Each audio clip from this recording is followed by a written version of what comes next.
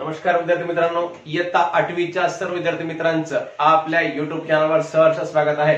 मुलांनो, आपण सराव संच 2.2 मधला प्रश्न 4था व प्रश्न 5वा या व्हिडिओमध्ये शिकणार आहोत। 2.2 मधले पहिले 3 प्रश्न मी तुम्हाला पूर्वीच्या व्हिडिओमध्ये पाठवलेले आहेत। तो व्हिडिओ आपल्या प्लेलिस्टवर उपलब्ध आहे, आपण तो बघू शकता। इयत्ता 8वीचे सर्व सराव संच आपल्या प्लेलिस्टवर उपलब्ध आहेत। तसेच इयत्ता 5वी स्कॉलरशिप गणित ते इयत्ता 10वी गणित पर्यंतचे सर्व सराव संच व प्रत्येक सराव संचामधील प्रत्येक गणित आपल्या चॅनलवर आपल्या प्लेलिस्टमध्ये उपलब्ध आहे। म्हणून सर्व विद्यार्थी मित्रांनो विनंती आहे की आपण सर्वांनी आपल्या चॅनलला सबस्क्राइब करावं, जेणेकरून तुम्हाला कोणत्याही सराव संचाचा कोणत्याही सराव संचामध्ये कोणत्याही गणिताचा अभ्यास करायचा असेल ते सर्व सराव संच सर्व गणित आपल्या चॅनलवर आपल्या प्लेलिस्टमध्ये उपलब्ध आहेत। म्हणून सर्व विद्यार्थी मित्रांनी आपल्या चॅनलला सबस्क्राइब करावं। तर मुलांनो, या ठिकाणी चौथा प्रश्न काय सांगितला, सोबतच्या आकृतीत रेषा ए समांतर रेषा बी, रेषा ए आणि रेषा बी ह्या कशा आहेत बेटा, दोन एकमेकांना समांतर रेषा आहेत। म्हणजे या दोन रेषांमधला अंतर कसं आहे, समान आहे, सारखं आहे। रेषा एल ही छेदिका आहे, रेषा एल या दोन्ही रेषांना या ठिकाणी छेदत आहे बेटा। दिलेल्या कोणांच्या मापावरून कोण एक्स कोण वाय कोण झेड यांची मापे काढा। फक्त एका कोणाचं माप दिलं आणि ह्या एक्स वाय आणि झेड या कोणाचं माप आपल्याला या ठिकाणी काढायचं आहे।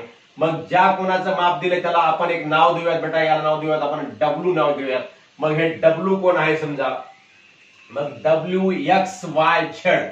मग या ठिकाणी आता आपल्याला कोणता गुणधर्म वापरायचा तो बघूया बेटा। आता 105 अंशाचा डब्ल्यू आहे आणि झेड आहे। या ठिकाणी झेड आणि डब्ल्यू हे दोन कोण कसे आहेत, रेषीय जोडीतील कोण आहेत। मग आपण या ठिकाणी लिहूयात, बाजूच्या आकृतीत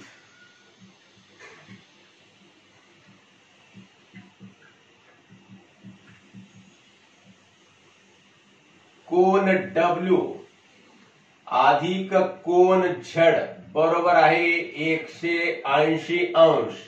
कारण हे कोणते कोण आहेत बेटा, यांना म्हणायचं रेषीय जोडीतील कोण। म्हणजे हे रेषीय जोडीतील कसे कोण आहेत, तर ही एक रेषा आहे, या रेषेवर हे दोन कोण तयार झाले आहेत। मग या दोन कोणांच्या मापांची बेरीज किती असते बेटा, 180 अंश असते। रेषीय जोडीतील कोणाच्या मापांची बेरीज 180 अंश असते। या गुणधर्माचा आपल्याला वापर करायचा आहे, रेषीय जोडीतील कोण। आपण हे गणित विविध गुणधर्मांचा वापर करून आपण सोडवू शकतो। एक तर रेषीय जोडीतील कोणाचा गुणधर्म, संगत कोणाचा गुणधर्म, व्युत्क्रम कोणाचा गुणधर्म, विरुद्ध कोणाचा गुणधर्म, अंतर कोणाचा गुणधर्म, विविध गुणधर्म वापरून आपण हे गणित सोडवू शकतो। मी सोडवलं असंच तुम्ही सोडवावं असं काही नाही, तुम्ही सुद्धा वेगळ्या पद्धतीने याच्यापेक्षा सोडवू शकता। म्हणजेच भूमितीमध्ये आपल्याला जे करायचं आहे ते आपण विविध मार्गाने, जे गणित आपण विविध मार्गाने सोडवू शकतो, विविध पद्धतीने सोडवू शकतो। म्हणून सरांनी केलं तेच योग्य, मी केलेली चूक असं समजून घ्यायचं नाही। तुम्ही सुद्धा वेगळ्या पद्धतीने केलं असेल बेटा, किंवा मग माझी पद्धत पुस्तकापेक्षा वेगळी असेल किंवा गाईडपेक्षा वेगळी असेल, मग ही पद्धत चूक आहे असं सुद्धा समजायचं नाही। तर आपण विविध पद्धतीने हे गणित सोडवू शकतो। मग कोण डब्ल्यू अधिक कोण झेड म्हणजे या दोघांच्या मापांची बेरीज किती आहे, 180 अंश आहे। मग कोण डब्ल्यूचं माप किती आहे, 105 अंश। म्हणून 105 अधिक म्हटल्यास आपण या ठिकाणी माप कोण लिहूयात, माप कोण डब्ल्यू अधिक माप कोण झेड। मग 105 अंश अधिक माप कोण झेड बरोबर आहे 180 अंश। म्हणून माप कोण झेड बरोबर आहे 180 अंश वजा 105 अंश। म्हणून माप कोण झेड, मग 180 मधून 105 गेले आणि किती राहतात बेटा, बघा बरं, 0 मधून म्हणजे 10 मधून 5 गेले तर किती राहिले, 5 राहिले। या ठिकाणी किती राहिले, 7। 7 मधून 0 गेले, 7 राहिले।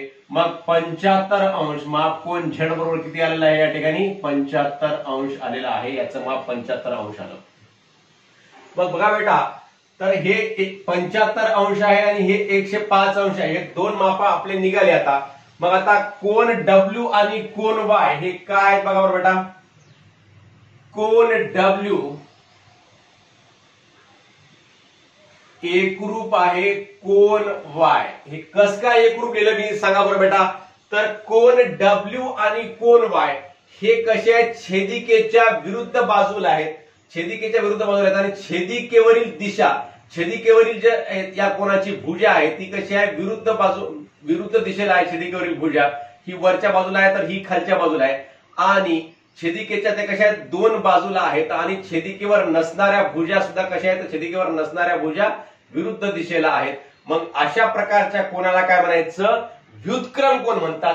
मग हे दोन कोण कोणते आहेत बेटा, व्युत्क्रम कोण आहेत, म्हणजेच कोणते, आंतर व्युत्क्रम कोण आहेत का बाह्य व्युत्क्रम कोण आहेत, तर बाह्य व्युत्क्रम कोण आहेत, कोणते, डब्ल्यू आणि वाय.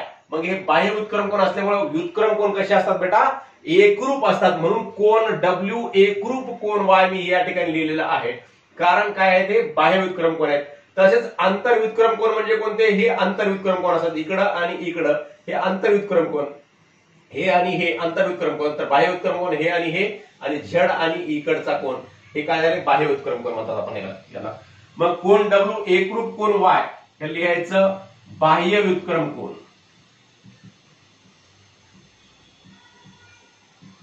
बाह्य व्युत्क्रम कोण.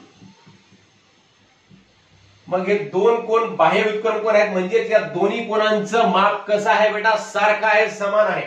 म्हणून माप कोण डब्ल्यू बरोबर आहे माप कोण वाय, म्हणजेच एकरूप आहेत, म्हणजे त्याचं माप कसं असते, सारखं असते, समान असते. म्हणून मग डब्ल्यूचं माप किती आहे, डब्ल्यूचं माप किती आहे, 105 अंश आहे. मग वायचं माप सुद्धा किती राहील, 105 अंश. म्हणून माप कोण वाय बरोबर आहे 105 अंश. या ठिकाणी मग वायचं माप निघालं 105 अंश माप निघालं. आता वायचं माप 105 अंश निघालं मुलांनो. मग वायचं माप 105 अंश निघाल्यानंतर आपल्याला झडचं माप किती निघाले, तर झडचं माप सुद्धा निघाले 75 अंश. आता आपल्याला यक्सचं माप काढायचं आहे. मग कोण यक्स आणि कोण वाय हे दोन कोण सुद्धा कसे आहेत, एकरूप आहेत. काय एकरूप आहेत सांगा बरं बेटा, कारण हे दोन कोण कसे आहेत, परस्परांचे विरुद्ध कोण आहेत.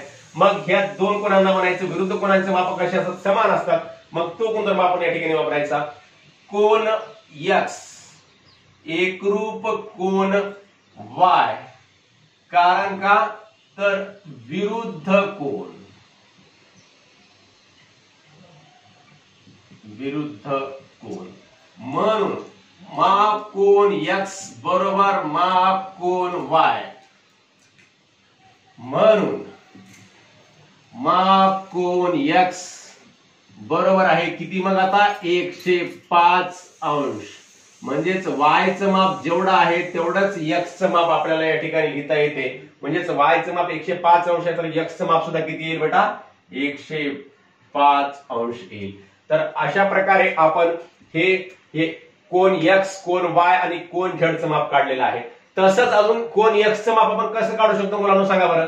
तर डब्ल्यूचं माप 105 आहे. डब्ल्यू आणि यक्स हे कोणते कोण आहेत बेटा, संगत कोण आहेत. तुम्हाला आता सांगितलं मी, विविध पद्धतीने आपण याचं उत्तर लिहू शकतो. संगत कोण आहेत, छेदिकेच्या एकाच बाजूला आहेत. दोन्ही कोण कसे आहेत, छेदिकेच्या एकाच बाजूला आहेत आणि छेदिकेवरील दिशा एकाच दिशेला आहे. छेदिकेवरील दिशा आणि छेदिकेवर नसणारी भुजा जी आहे ती छेदिकेच्या एकाच बाजूला आहे. आणि अशा प्रकारच्या कोणाला काय म्हणायचं असते, संगत कोण म्हणायचं असते. मग संगत कोणांचं माप सुद्धा कसं असते, समान असते, सारखं असते. संगत कोण सुद्धा कसे असतात, एकरूप असतात. असे विविध गुणधर्माच्या द्वारे आपण हे उत्तर लिहू शकतो. तर अशा प्रकारे आपण माप कोण यक्स माप कोण वाय माप कोण झड काढलेला आहे. आपण आता अशा प्रकारे हा चौथा प्रश्न सोडवलेला आहे. लगेच आपण पाचवा प्रश्न सोडूयात. तर विद्यार्थी मित्रांनो, पाचवा प्रश्न आहे या ठिकाणी, शेजारील आकृतीत रेषा पी समांतर रेषा एल समांतर रेषा क्यू, म्हणजे पी एल आणि क्यू या तीनही रेषा एकमेकांना कशा आहेत, समांतर आहेत. म्हणजे या तीन रेषांमधलं अंतर एकमेकांपासून कसं आहे, समान आहे, सारखं आहे. ही बाब सांगितली. तर दिलेल्या मापावरून कोण यक्सचे माप काढा. कोण यक्सचे माप काढा हे आपल्याला या ठिकाणी विचारलेलं आहे. कोण यक्सचे माप काढा. कोण यक्सचं माप आपल्याला या ठिकाणी काढायचं आहे. मग बेटा आपण काय केलं या ठिकाणी, सोयीसाठी कोण यक्सचं रूपांतर कोण सी आणि कोण डी मध्ये केलेलं आहे. या कोण सी आणि कोण डी चा मिळून कोण यक्स तयार केलेला आहे. आपल्याला सोयीस्कर उत्तर काढण्यासाठी आपण केलेलं. आहे हे. मग आपण काय लिहूयात, बाजूच्या आकृतीत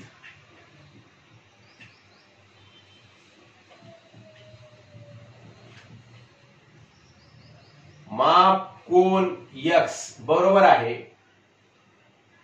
माप कोन x बरोबर माप कोन C अधिक माप कोन D, हे आपण या ठिकाणी लिहूयात, अधिक माप कोन D. म्हणजेच कोन C चं माप आणि कोन D चं माप. कोन C म्हणजे एवढा कोन C आहे बेटा, हे कोन C आणि कोन D हा खालचा आहे. मग या दोन्हीचा मिळून कोन x चं माप आपल्याला काढायचं. मग कोन C आणि कोन D ची बेरीज जर केली तर ती कोन x असते. मग कोन x चं माप काढायचं. मग कोन x चं माप काढण्यासाठी आपल्याला या ठिकाणी या 40 अंशाच्या कोनाला B नाव दिलं आणि 30 अंशाच्या कोनाला सुद्धा आपण A नाव दिलेलं आहे.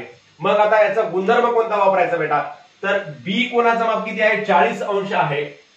मग B कोणाचं माप 40 अंश असेल तर B कोन आणि C कोन हे दोन कोन कोणत्या प्रकारचे कोन आहेत बेटा, हे दोन कोनांना कोणते कोन म्हणायचं, तर हे दोन समांतर रेषा, दोन समांतर रेषांची ही छेदिका आहे. समजा छेदिकेच्या हे कसं आहे, छेदिकेच्या एक डाव्या बाजूला आहे, एक कोन उजव्या बाजूला आहे आणि छेदिकेवरची दिशा, या कोनाची दिशा खालच्या बाजूला आहे, या कोनाची दिशा कशी आहे, वरच्या बाजूला आहे. म्हणजे छेदिकेवरची दिशा कशी आहे, विरुद्ध बाजूला आहे आणि छेदिकेवर नसणाऱ्या दिशा, छेदिकेवर नसणाऱ्या बाजू ह्या कशा आहेत, ह्या सुद्धा छेदिकेच्या दोन विविध अंगांना आहेत, छेदिकेच्या दोन बाजूस आहेत. अशा प्रकारच्या कोनांना कोणते कोन म्हणतात बेटा, आंतर व्युत्क्रम कोन म्हणतात. म्हणजे हे दोन कोन कोणते आहेत, आंतर व्युत्क्रम कोन आहेत. म्हणजेच या दोन कोनांचे माप कसं असते, समान असते. आंतर व्युत्क्रम कोन कसे असतात बेटा, एकरूप असतात. म्हणजेच त्या दोन आंतर व्युत्क्रम कोनांचं माप कसं असते, समान असते. या गुणधर्माचा आपण या ठिकाणी वापर करूयात. कोन B एकरूप कोन C, कोन C कशाच्या आधारे आहे ते एकरूप, तर हे आंतर व्युत्क्रम कोन आहेत, आंतर व्युत्क्रम कोन.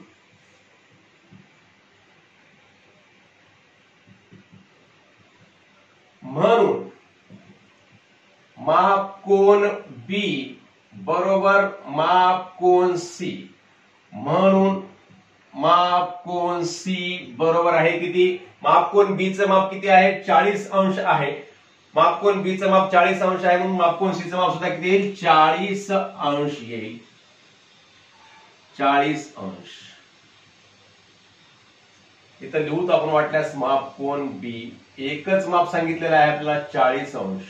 माप कोन B एकच. माप कोन X बरोबर माप कोन C अधिक माप कोन D आणि माप कोन B एकरूप कोन C. कोन B आणि कोन C हे एकरूप आहेत, कारण काय, हे दोन्ही कोन कसे आहेत, आंतर व्युत्क्रम कोन आहेत. म्हणजेच माप कोन B चं माप जेवढं आहे तेवढंच कोन C चं माप येईल. म्हणजेच कोन C चं माप आपल्याला 40 अंश या ठिकाणी प्राप्त झालेलं आहे.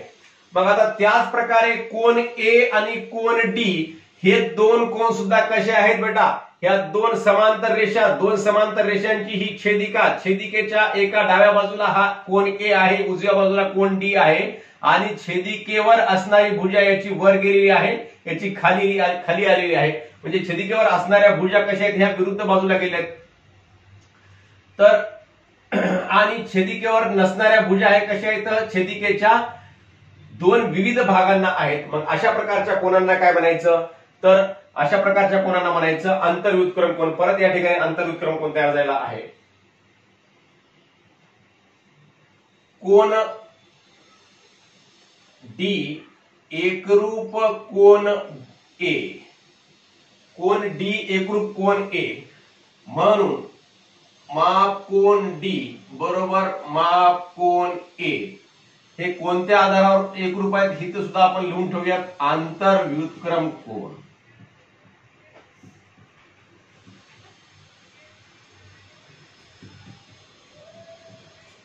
आंतर व्युत्क्रम कोन. माप कोन D बरोबर माप कोन A.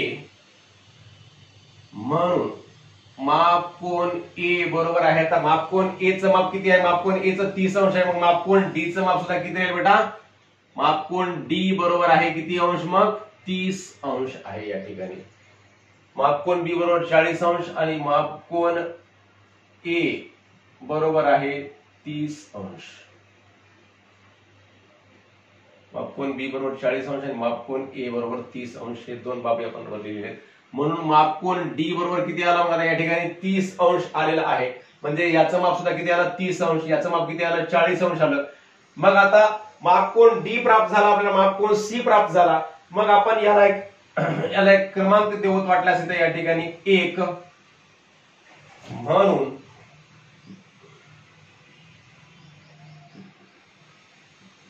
विधान 1 वरून